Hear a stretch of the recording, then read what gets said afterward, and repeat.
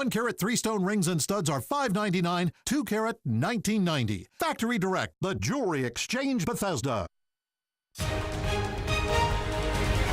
Good morning, America. New overnight tale of two Washingtons. President Trump skipping the White House Correspondents' Dinner for a campaign-style rally. I'd much rather be in Washington, Michigan than in Washington, D.C. right now. As journalists gather for their annual event, White House staffers in the mix. I actually really like Sarah. A roast on the menu. Like, she burns facts, and then she uses that ash to create a perfect smoky eye. But did those jokes go too far? Suspect caught. The accused cop killer, John Williams, captured after an intense 4-day manhunt. Today is a very good day. The team that tracked him down and where they finally found him. Bill Cosby breaking his silence. The comedian's first comments just days after a jury convicted him of sexual assault. What he's saying about the guilty verdict. And overcoming the odds. Shaquem Griffin. Let's go! The dream comes true for this one-handed football player making NFL history, tackling all obstacles to join his twin brother on the very same team, ready to dash any doubts he doesn't belong. Live from ABC News in New York, this is Good Morning America. Good Sunday morning, everyone. Gotta love Shaquem Griffin. He belongs, all right. He has dealt with doubters every step of the way, every time beating the odds. This is the moment he found out that he was drafted by the Seattle Seahawks. He's going to be playing alongside his twin brother. ESPN's Tony Reale is going to have that story coming up. What he says of his brother, he never allowed him to doubt himself. It's grit. True grit. True grit. All right, that story's coming up, but there's a lot of news to get through this morning, including new headlines out of North Korea. We begin, though, with the dueling events overnight. Journalists, celebrities, and political pros gathering in Washington for the White House Correspondents' Dinner, while President Trump did a little bit of counter-programming. He certainly did. He skipped the event for the second year in a row, instead traveling to a very different Washington, Michigan, which is just north of Detroit. Some supporters there calling for the president to receive the Nobel Peace Prize for the apparent progress towards peace that we have seen in North Korea in recent days. Back at the dinner in Washington, D.C., a much less hospitable environment. Some of the jokes quite harsh. You can see the awkward looks on the face of the White House spokesperson, Sarah Sanders. ABC's John Carl was right there next to her. We're going to hear from him, his observations in a moment. We start here, though, with ABC's Tara Palmieri, who's in Washington covering both events. Tara, good morning to you. Good morning, Dan and Paula. It's been a tradition since Calvin Coolidge for the president to attend the White House Correspondents' Dinner. But President Trump has his own tradition of skipping it, and it was probably for the best because the comedian Michelle Wolf was brutal, taking shots at the president and his staff, who did not seem amused. Welcome to the White House Correspondents' Dinner. It's a tale of two Washingtons. As hundreds of journalists and White House staffers gathered in a Washington ballroom, President Trump was back on the trail. Hello, Michigan. Hello, Michigan. Skipping D.C.'s biggest media event for the second year in a row to rally with his supporters. I was invited to another event tonight, the White House Correspondents' Dinner. But I'd much rather be in Washington, Michigan than in Washington, D.C. right now. But Trump's administration was in attendance. Press Secretary Sarah Sanders and Kellyanne Conway making an appearance, all in the room while the president and his top staffers were roasted. She burns facts, and then she uses that ash to create a perfect smoky eye. Like, maybe she's born with it. Maybe it's lies. It's probably lies. Comedian Michelle Wolf getting personal. If a tree falls in the woods, how do we get Kellyanne under that tree? I love you as Aunt Lydia in The Handmaid's Tale. And drawing criticism. Former Press Secretary Sean Spicer calling it a disgrace. In Michigan, the president calling the event phony. These people, they hate your guts. Shut. And then I'm supposed to... Snubbing the media and calling out Democrats. The Democrats don't care about our military. They don't. They don't care, and they don't care about our borders. And I don't think they care much about crime. Singling out Democratic Senator John Tester for opposing White House physician Ronnie Jackson's nomination for VA Secretary. Well, I know things about Tester that I could say, too. And if I said them, he'd never be elected again. And not missing a chance to take a shot at former FBI Director James Comey. Comey's a liar and a leaker. The president urged his supporters to vote in the upcoming midterm elections. We need to elect more Republicans so we can protect our cities, defend our borders, grow our economy. President Trump also criticizing media coverage of Kim Jong-un's historic meeting with South Korean President Moon. Now, they were saying, what do you think President Trump had to do with it? I'll tell you what. Like, how about everything? And his supporters seeming to agree. Already chanting for a Nobel Peace Prize. Nobel. President Trump gave a timeline for the summit at the rally. He said it would likely happen in the next 3 to 4 weeks. The location is yet to be set, but President Trump is already tempering expectations. He said he'd be willing to walk if North Korea doesn't agree to denuclearize.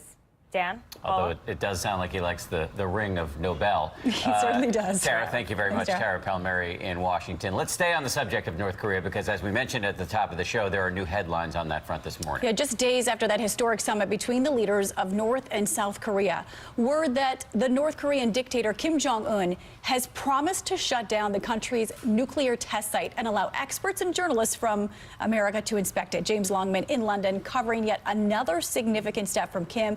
James, good morning to you. Paula and Dan, good morning. That's right. Overnight, another dramatic development in the push for restored diplomatic relations with North Korea. After those powerful pictures from Friday's summit, the North is now vowing to shut down the country's nuclear test site in May and allow experts and journalists from South Korea and the US to go and watch the process. According to Seoul, Kim Jong-un says Donald Trump will get to know he's not a person to aim missiles at the United States. But experts are urging caution. There is skepticism on whether this secretive regime will ever fully surrender its nuclear capabilities. The real test will come during that expected US-North Korea summit, where it's hoped Donald Trump and Kim Jong-un can agree on when and how exactly those nuclear weapons will be removed. Dan, Paula? Yes, so much work yet to be done. James, thank you. We want to check in with Jonathan Karl, who's hosting this week from D.C. John, you have an exclusive with Secretary of State Mike Pompeo. You asked him about his recent meeting with Kim Jong-un. Let's take a listen. We had a good conversation. We talked about serious matters. He was very well prepared. I hope I matched that. We had a extensive conversation on the hardest issues that face our two countries. I had a clear mission statement from President Trump. When I left there, Kim Jong-un understood the mission exactly as I've described it today. Okay, so good morning, first and foremost, John. But Pompeo says the U.S. will not settle for anything less than total denuclearization. A lot of people are skeptical, though, given that the North has broken a lot of promises in the past. So what is Pompeo's take on this? Well, this is Pompeo's first interview since he traveled secretly to North Korea and met one-on-one with Kim Jong-un. And I asked him, how do you develop a relationship with somebody that the president himself has called a madman, somebody who has repeatedly broken nuclear agreements in the past, not just Kim Jong-un, but his father? This is the big question. What he says is that they're going in eyes wide open. They know that everything they do must be verified. But, Paula, it was interesting. I asked him, are you willing to give any concessions, any easing of sanctions before Kim Jong-un completely dismantles the nuclear program? And he did not directly answer that question. I think there are a lot of open questions here all around. John, let's come back home for a second. We mentioned at the top of the show that we saw you at the White House Correspondents' Dinner last night, sitting right next to Sarah Huckabee Sanders, who endured some pretty scathing criticism from the comedian Michelle Wolf about her looks, her job performance. How uncomfortable was it being in the room? And is there a way in which this whole situation could ultimately redound to Sanders' benefit? Well, I've been to a lot of these. I know you have too, Dan. And there was a lot that was good at the dinner, celebration of the First Amendment, some journalism awards, scholarships. I think that the comedian crossed the line. And this went from poking fun to being mean-spirited. It was very uncomfortable. I think that Sarah Sanders handled herself very well, considering what was coming her way. And I think that most people in that room we're uncomfortable. We're uncomfortable with the direction of the jokes, no question at all. And certainly the only thing it will do is you know, results probably in more goodwill for Sarah Sanders, because nobody should have to sit through that. Yeah, a lot of people are giving her credit this morning for not getting up and walking out. But as recently as last night at that rally in Michigan, Trump expressing optimism that the GOP won't lose the House in the midterms this November. Could he be right? You don't want to say that he's definitely wrong given what happened in 2016, but I will say, Paula, that if you talk to the Republicans that are leading the charge on the midterm elections, those that are working to preserve House seats, to preserve the Senate majority for Republicans, are extremely concerned, very worried about what will happen. Some predicting a wave that could not just result in the Democrats winning the House, but winning the Senate as well. Just a couple of months away. We'd be remiss if we didn't tell you how dapper you looked last night, by the way, at the Nerd Prom. Thank you. Thank you very much. Certified, don't tell him, Ron says. Come on, Ron, got to give him a Ron little called bit it of fake praise. news. I don't know what he meant by that. Come on, Ron.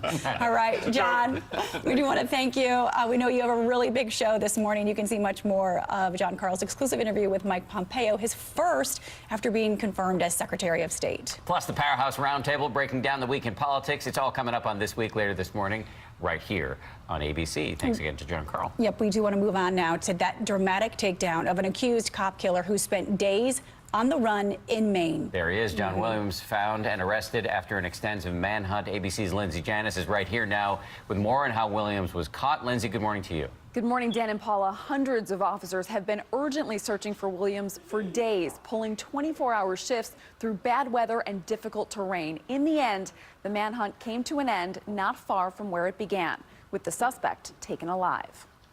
This photograph of suspected cop killer John Williams taken minutes after law enforcement officers in Maine found him in the woods, ending a 4-day manhunt. Today is a very good day. A 7-man team of officers discovered Williams Saturday afternoon, just 4.5 miles from where Corporal Eugene Cole's body was found. Police say Williams killed Corporal Cole in the early hours of Wednesday, possibly an act of revenge after the officer was involved in arresting Williams' girlfriend on drug charges just days earlier. More than 200 law enforcement officers scouring rugged terrain across 2 states, the FBI even offering a reward. Less than an hour before his capture, the sheriff reading out a letter from the slain officer's widow. I urge Mr. Williams to turn himself in, or at least reach out to law enforcement. But authorities now revealing they had a hunch the suspect was in this 25-square-mile wooded area the whole time. Throughout the week, we found tracks that appeared to be fresh. Now, with Williams in custody, residents of the area who had been arming themselves in case they came across him first, relieved. It made me more scared that it was so close to home. Officers used Corporal Cole's handcuffs to arrest Williams. Police did not say if Williams was armed at the time that they found him. Corporal Cole's colleagues say they can now focus on grieving for their fallen colleague and laying him to rest. He was the first officer to be shot and killed in the line of duty in Maine in nearly 30 years. Wow. Symbolic move with his handcuffs. Yeah. And that picture, bracing. Quite a Like picture. something out of the Old West. All right, thank you. Thanks, Lindsay. Appreciate it. There is a new twist this morning in the case of the embattled governor of Missouri, who is accused of taking a compromising photo of his former mistress without her consent. And the state's Supreme Court is now ruling that the mistress must hand over her cell phone as part of this investigation. Marcy Gonzalez joining us from Los Angeles with this development. Marcy, good morning. Dan and Paula, good morning. Yeah, it's a development the governor's attorneys pushed for as they raise questions about the woman's credibility. She fought to block this, but her petition was rejected. This morning, a legal setback for the former mistress of Missouri Governor Eric Greitens. This election is all about the future. The Missouri Supreme Court ordering her to turn over her cell phone for forensic inspection ahead of Greitens' criminal trial. The woman's attorney, Scott Simpson, arguing in court filings that searching her phone is a gross violation of her privacy that victimizes her again. Greitens set to go on trial next month, facing a felony invasion of privacy charge for allegedly snapping a photo of his then mistress while she was blindfolded, bound, and partially nude back in 2015, then threatening to release it if she told anyone about the affair. Greitens denying any blackmail or non-consensual sex, but admitting to their past relationship, saying he's the victim of a witch hunt. This was a private mistake that has nothing to do with governing and shouldn't be about politics. But people are turning that personal mistake into a political spectacle, and telling new lies about it. The choice in this election could not be more clear. The married governor who once ran on a platform of family values. I am a very proud husband and father. Being pressured to resign after facing a special investigation by a bipartisan Missouri House committee and a second unrelated felony charge. And this morning, mystery surrounding who made a $100,000 payment to Al Watkins, the attorney for the mistress's ex-husband. A judge now ordering Watkins to reveal the source of the money this week amidst questions about whether the affair was made public for political reasons. And as for the governor, he insists he will clear his name when he gets his day in court. His trial is set to begin May 14th. Dan and Paula, back to you. Marcy, thank you very much. We appreciate it. Time to check the weather on this Sunday morning. And Sam Champion in for Rob with some severe weather in the forecast, Sam. Indeed. Good Sunday morning, Dan and Paula. Everyone, let's get this started because this is a tough forecast. Our cooler than normal spring has meant not so many tornadoes in April, not our normal amount. That's about to change starting May 1 and May 2. Let's show you the ingredients. Here's our first big look at the storm that's pulled into the northwest. That big spiral starts to sweep into the country, and then a couple of things start to really happen. It's going to get a surge of moist air coming up from the Gulf. There's some very dry air that's coming in from the west. That's the classic setup for a line of strong storms. And we'll start to see this by Monday. Midland, Lubbock, Amarillo, Dodge City, Colby, Norfolk, all the way to Sioux Falls. That's that line of storms that will happen on Monday. Tuesday, this storm consolidates a little bit, gets even more Gulf moisture. That means it becomes stronger. Take a look at the area right here from Concordia, Lincoln to Omaha. We have not had a run of tornadoes on Tuesday. We will. I'm so serious about this. I want everyone prepared. We haven't talked about this since last spring. Start to think about what you would do with your family, where you would all meet and go in an area of severe storms, because we will have them. The Severe Storms Prediction Center says yes, yes, yes. So please be advised. That's the weather around the nation. Here's what you can expect this morning. Well, if you're taking the dog for the walk this morning, don't forget the jacket. Temperatures starting in the upper 30s to mid 40s across the DMV. And we're not going to be reaching a very warm daytime high today. Upper 50s to low 60s. If you're heading out to the Capitals game, maybe trying to get brunch before the game, under sunshine, but don't forget that jacket. As we take a look at our extended forecast, these temperatures going to skyrocket into the upper 80s this upcoming week. A summertime feel with abundant sunshine, a few showers possible Friday. Now, there is some good news with this push of mild air, and that's people will get big, warm temperatures. So we're going to talk about that when we come back. Yes! Wait, what kind of temperatures Big, again? warm temperatures. Big warm. Big and Hashtag warm. big warm. That's right. So excited. Such an unusual thing for him to say. I know. We are ready. That's why we asked you to repeat yourself. Thank you very much, Sam. Let's check in with you, Ron. What's going on around the world? Hey, good morning to you, Paula and Dan, Adrian, Sam. Good morning, everyone. We're going to begin with breaking news overnight. Bill Cosby opening up, speaking exclusively to the New York Post, page 6, for the first time since being found guilty on 3 counts of sexual assault this past Thursday. The comedian telling page 6, this is what they wanted. The former TV star, now a registered sex offender, he's under house arrest until his sentencing coming up. In Tijuana, Mexico, a caravan of migrants from Central America has gathered to try to cross the border into the United States to seek asylum. About 400 migrants could turn themselves over to the border agents near San Diego before the weekend is over. But President Trump has said that he has, quote, instructed the Secretary of Homeland Security not to let these people into our country. In Tennessee, family and friends gathered Saturday to remember college senior DeEvany Groves, one of the 4 victims of last weekend's fatal shooting at a Waffle House near Nashville. A campaign to raise money for the victims of that deadly attack already taking in more than $188,000. This in less than a week. That fund started by the hero patron who wrestled the gun away from the accused gunman, Travis Reinking. And in Arizona, most of the state's 1.1 million public school students will have another day home on Monday because of a teacher strike over salaries now in its 3rd day. This despite the state's governor saying that he and state legislators have reached an agreement to increase teachers' pay by 20% by 2020, the year 2020. Leaders of the teachers group, though, responding, we have no deal. In France, south of France, a museum dedicated to a local painter named Etienne Theroux has discovered that more than half of its collection of 140 Theroux paintings are not really Theroux paintings, they're fakes. Oops. An art historian had to question the art after he noticed that some of the buildings in those Teru works weren't built until after the painter had died. Like the skyscraper? Which is hard to do. Like the skyscraper. The museum. It was the iPhones that were showing up in the spent pictures. close than $200,000 on that. They need to hire Inspector Clouseau as their curator. And finally, cat alert, cat story. After 8 days on the loose, a cat at JFK Airport, a cat that escaped from its pet carrier just before